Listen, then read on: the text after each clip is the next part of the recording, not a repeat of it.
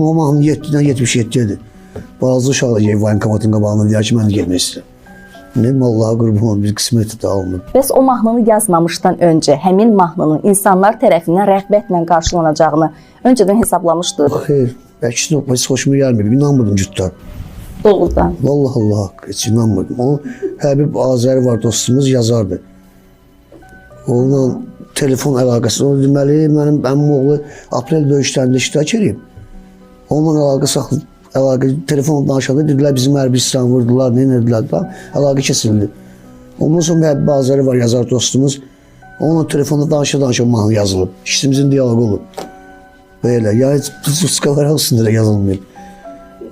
Onda mən Azərseldə işləyirdim. Getdim, nisiyet çıxartdırdım ki, maaş aldı pulunu verirəm. Sən yoxdan dudu görüyor alıb, ne diyorum. Televizor asıram mən. Unutmaq olmaza inanırdım. Onun dayıcı sənə qurban Qarabağa inanırdım. Onda can gizli yanmağa. O dərəcə tutmağına inanmırdım. Ermənilər deyildi ki, dron gəldi, canlanlar gəldi.